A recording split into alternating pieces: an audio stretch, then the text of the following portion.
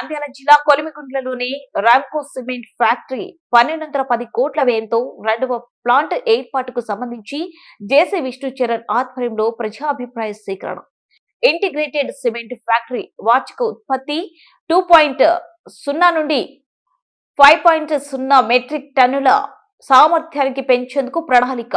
Ramco cement company యాజమాన్యంపై తీవ్ర వ్యతిరేకత వ్యక్తం చేసిన భూములు కోల్పోయిన రైతులు మద్రాస్ ప్రిజం సిమెంట్ ఫ్యాక్టరీ యాజమాన్యం రైతుల భూములు సేకరించి రామ్కో సిమెంట్ ఫ్యాక్టరీతో వ్యాపారం చేశారు. భూములు కోల్పోయి రైతులు ఉపాధి అవకాశాలు లేక దిక్కుతోచని పరిస్థితిలో ఉన్నాము. రైతు ప్రతాప్ రెడ్డి రామ్కో సిమెంట్ ఫ్యాక్టరీపై భూములు కోల్పోయిన రైతులకు ఉన్న వ్యతిరేకపై అధికారులు ఇంటింటి సర్వే చేపట్టాలి. భూమి కోల్పోయిన రైతు భూములను కోల్పోయిన రైతులు కుటుంబాలన్నిటికీ ఎన్ని ఉద్యోగాలు కల్పించారో జిల్లా కలెక్టర్ విచారణ చేపట్టాలి. భూమి కోల్పోయిన రైతులు ప్రజాభిప్రాయ సేకరణ సభలో రామ్కో కంపెనీకి వ్యతిరేకత వస్తూ ఉండటంతో అనుకూలంగా మాట్లాడించేందుకు కంపెనీ ఉద్యోగ సిబ్బందిని రంగంలోకి దించింది యాజమాన్యం. భూములు కోల్పోయిన రైతులు ఆందోళన చేయకుండా భారీ పోలీసు బందోబస్తు ఏర్పాటు. రామ్కో సిమెంట్ ఫ్యాక్టరీ ప్రపోజల్ ఉంటారు. అదే పొలం ఉంటే వాడిని మర్యాదగా 2 ఎత్తులు చూపించి మూసుకొని సేద్యం చేసుకొని పొలం చేసుకోపోనే వాళ్ళు. ఇప్పుడు పొలము లేదు, ఉపాధి లేదు. కాబట్టి వాళ్ళకు కూడా సానుకూలంగా స్పందించి ఏదైనా ఉపాధి అవకాశాన్ని కల్పించి వాళ్ళకు కూడా ఉపాధిని ఏర్పరచవలసిందిగా కోరుతున్నాం సార్. ఇక తర్వాత చాలా మంది చెప్పినారు, పాఠశాల, అంబులెన్స్, హాస్పిటల్ ఇవి కూడా చాలా ముఖ్యమైనవే. ఈ ఫ్యాక్టరీ వల్ల మనకు ప్రధానంగా దుమ్ము ఎక్కువగా ఉంటుంది కాబట్టి చర్మ రోగాలు వస్తాయి. ఇక్కడ పర్మనెంట్ డెర్మటాలజిస్ట్ అనేవాడు ఒకరు ఉండాలి. తర్వాత ఊపిరితిత్తుల రోగాలు వస్తాయి. ఎందుకంటే స్వయంగా మా అమ్మగారి ఆస్మా పేషెంట్ ఇబ్బందులు ఎన్ని ఉంటాయో నేను చూసిన. అర్ధరాత్రి పరిగెత్తుకుంటే హాస్పిటల్కి పోయిన రోజులు కూడా ఉన్నాయి. కాబట్టి ఒక పల్మనాలజిస్ట్ ఇక్కడ పర్మనెంట్ గా ఉండాలి, ఒక డెర్మటాలజిస్ట్ ఇక్కడ పర్మనెంట్ గా ఉండాలి. శబ్ద కాలుష్యానికి భయపడి గుండె దడ తెచ్చుకునే వాళ్ళు ఉంటారు. ఒక కార్డియాలజిస్ట్ కూడా ఇక్కడ పర్మనెంట్ గా ఉండాలి. ఈ విధమైన కార్యక్రమాలు కూడా ఇక్కడ ఏర్పాటు చేయడానికి మీరు ప్రధానంగా చొరవ తీసుకోవాలని కోరుతున్నాం సార్. Good afternoon sir. ఇక్కడ వీళ్ళిద్దరిని ఇక్కడ నుండి పంపేయండి. ఇందాక ఇతను చెప్పాడు కదా, మా నాన్ననే అడవి పంది కలిసి చనిపోయారు సార్. ఇక్కడే రామ్కో పరిశ్రమ కట్టి సుమారుగా 5 సంవత్సరాలు అవుతుంది. ఒక్క చోట ఫెన్సింగ్ వేసాడా? పందులు ఊర్లోకి వస్తున్నాయి సార్. ఇక్కడ పందులు పెంచడం వల్ల పొలాలలోకి వచ్చి ఊర్లోకి వస్తున్నాయి సార్. సరే సార్, అప్పుడు రామ్కో పరిశ్రమ కట్టేటప్పుడు నాడు చంద్రబాబు నాయుడు సార్ గారు వచ్చి శంకుస్థాపనకు వస్తా అన్నారు. అప్పుడు రాలేదు. నా పొద్దు ఏమన్నారు, 800 ఉద్యోగాలు ఇస్తామని చెప్పారు. 800లో కలవటాల్లో ఇద్దరికి ఇచ్చారు సార్. నేను వచ్చాను, ఇక్కడ నా బీటెక్ అయిపోయింది, మెకానికల్ ఇక్కడే వచ్చాను. దేశంలో అటే టైం పాస్ కావాలా? ల్యాండ్ యూజర్ కూడా మరి 8 ఎకరాలు ప్రిజం సిమెంట్ కట్టాను సార్.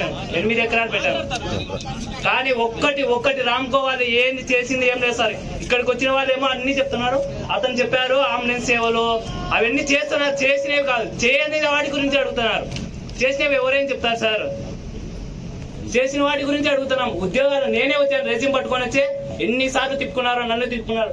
కోట మహేష్ రెడ్డి అని ఇప్పుడు ఇందాక మాజీ సర్పంచ్ అని మాట్లాడాడు. అతని కొడుకు కూడా చిన్నాయన కొడుకు అతను కూడా వచ్చాడు. ఇక్కడ నార్పేట కొడుకు అని ఎంతో మంది వచ్చారు సార్. ఊర్లో వాళ్ళకి ఉద్యోగాలు ఇవ్వడం లేదు. ఇప్పుడేమో 300 ఉద్యోగాలు ఇస్తామని చెప్పాడు. ఎన్ని ఇస్తాడు ఊర్లో వాళ్ళకి అడగండి సార్, చెప్పమని చెప్పండి. ఇదే రెడ్డి ఎవరా సార్ అని అడుగుతాను. నా ల్యాండ్ ఇక్కడే ఉంది సార్. ఎక్కడ ల్యాండ్ ఉంటే నా ల్యాండ్ నాకు తెలియదా? మా సొంత ల్యాండ్ మాకు తెలియదు సార్.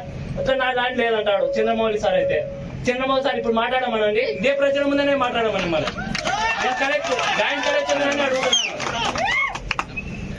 చెప్పండి సార్, మీరు మాట్లాడండి సార్. ఇప్పుడు కలవటాల విలేజ్ ఇక్కడ ఇచ్చిన నంద్యాల జిల్లా కలెక్టర్ గారికి నా విన్నపము ఏమంటే, ఇక్కడ రామ్కో సిమెంట్ ఫ్యాక్టరీ పడి 5 సంవత్సరాలు కావస్తుంది. ఇంతవరకు ఉపాధి అవకాశాలు ఏ ఒక్క రైతుకు ఇవ్వలేదు. మా గ్రామంలో ఎంతో మంది చదువుకునే విద్యార్థులు ఉన్నారు. మేము భూమిని కోల్పోయి నష్టపోయి రైతులకు ఏదో మంచి జరుగుతాయనే ఉద్దేశంతో రామ్కో సంస్థ వారికి మా భూములు అప్పచెప్పాము తప్ప మేము ఇట్లా ఈ విధంగా భూములు కోల్పోయిన తర్వాత ఈ విధంగా చేస్తామని మేము అనుకోలేదు. రైతులకు ఖచ్చితంగా రామ్కో వాళ్ళు ఎవరైతే రైతు భూములు కొన్నారో వాళ్లకు ఉద్యోగ ఉపాధి అవకాశాలు కల్పించాలని మీ జాయింట్ కలెక్టర్ ద్వారా మా విన్నపము. ఈ దేశానికి రైతు రాదన్నారు, ఎక్కడ దేశానికి రాదు. ఓకే, సరే అండి. అది మాటలకే పరిమితం అయిపోయింది. ఓకే, సభకు నమస్కారం. వాళ్ళు పెట్టి వాళ్ళ ఫ్యాక్టరీ కట్టాలంటే పోయిన ఫ్రిజన్ సిమెంట్ ఫ్యాక్టరీ వాళ్ళకు పోయిన వాళ్ళకు ఖచ్చితంగా మళ్ళీ డబ్బులు పే చేసి కానీ నష్టపరిహారంగా ఏదైనా సరే ఖచ్చితంగా ఇప్పించాలి. రైతులు ఆదుకోవాలి సార్. మీరు గవర్నమెంట్ వాళ్ళు ఖచ్చితంగా ఆదుకోండి దయచేసి రిక్వెస్ట్. అలాగే ప్రతి చదువుకున్న ఎగ్జిక్యూటివ్ గా ఉండే లేబర్ పనికి వస్తున్నారు సార్. బీటెక్ చేసిన వాళ్ళు కూడా లేబర్ పనికి వస్తున్నారు. మరి ఇంత ఫ్యాక్టరీ పెట్టుకుని లేబర్ పనికి పోవాల్సిన అవసరం ఉంది సార్. మరి ప్రతి వాళ్ళు లేబర్ పనికి వస్తున్నారు సార్. ఇదే డిగ్రీలో బీటెక్ అయిపోయిన వాళ్ళు లేబర్ పనికి 300 పనికి కూడా వస్తున్నారు సార్. ఇది గమనించండి సార్. కలెక్టర్ వారు కొంచెం వరకు ఫేవర్ చేయండి. ఫ్యాక్టరీకి పోయిన ప్రతి రైతుకు స్టూడెంట్స్ గానీ ఏదైనా ఉపాధి ఖచ్చితంగా చూపెట్టాల్సిందిగా కోరుతున్నారు. వచ్చారు వాళ్ళందరికీ కూడా నా హృదయపూర్వక నమస్కారములు. మీరు ఫ్యాక్టరీకి పొలము 99 నుండి ఎంతవరకు కూడా కొనుగోలు చేయడం జరిగింది. ఫ్యాక్టరీకి 5 కిలోమీటర్లు 4 కిలోమీటర్ల దూరంలో పొలం కొన్నారు కానీ ఫ్యాక్టరీకి చుట్టూ ఉన్న 100 మీటర్ల నుంచి ఒక 1000 మీటర్ల వరకు పొలంగా కొనలేదు.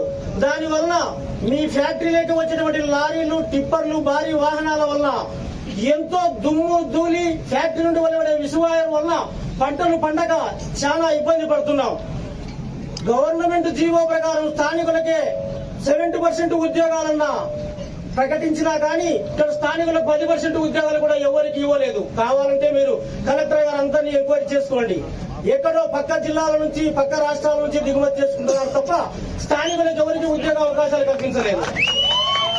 ముఖ్యంగా రైతుల కోసం మీకు పొలిటీషియన్ అధికారులు గతంలో 2-3 సార్లు అర్జీలు ఇవ్వడం జరిగింది. లాయర్ల ద్వారాగా కలెక్టర్ ఆఫీస్కి వచ్చే స్పందనలో ఇవ్వడం కూడా జరిగింది. అలాంటి అర్జీలకు ఎలాంటి పరిష్కారం ఇంతవరకు చూపలేదు. పోయిన నెల 9వ తేదీ మేము 27 మంది రైతులు వచ్చి ఇచ్చాం జాయింట్ కలెక్టర్ సార్ గారికి. ఆయన డిఆర్ఓ ఆర్టీఓ గారికి రాశాడు. ఒక కమిటీ వేసి యాజమాన్యంతో మాట్లాడిస్తా అన్నారు. ఇంతవరకు ఎలాంటిది మాట్లాడనివ్వలేదు. తర్వాత పొల్యూషన్ అధికారి గారు, అగ్రికల్చర్ మేడం గారు నష్టపరిహారం కోసం వచ్చి మన ఎంఆర్ఓ గారందరూ ఒక రిపోర్ట్ తయారు చేసి పంపివ్వన్నారు. ఇంతవరకు రిపోర్ట్ కూడా పంపివ్వలేదు. దయచేసి రైతులకు జరుగుతున్న అన్యాయం గురించి ఒకసారి ఆలోచించండి మీరు కూడా. ఎందుకంటే ఇక్కడ జరుగుతున్న రైతులు పొలాలను ఇచ్చి ఉన్న పొలాలకు మళ్ళీ దుమ్ము పడి మేము చాలా ఇబ్బందులు పడుతున్నాం. కావున మీ ఫ్యాక్టరీ వల్ల వచ్చే దుమ్మును కంట్రోల్ చేసుకుని మాకు ఏదన్నా తగినటువంటి పరిష్కారం మా రైతులకు నష్టపరిహారం చెల్లిస్తూ శాశ్వత పరిష్కారం చూపిస్తూ మాకు మేలు చేయవలసిందిగా సభాముఖంగా కోరుకుంటున్నాం. అందరూ నమస్కారం అండి. నేను మీ anchor Ravi. Please subscribe to Nandyal news 9. Please subscribe to Nandyal news 9. ఆ లేటెస్ట్ అప్డేట్స్ కోసం వెంటనే సబ్స్క్రైబ్ చేయండి. సబ్స్క్రైబ్ చేసేటప్పుడు పక్కనే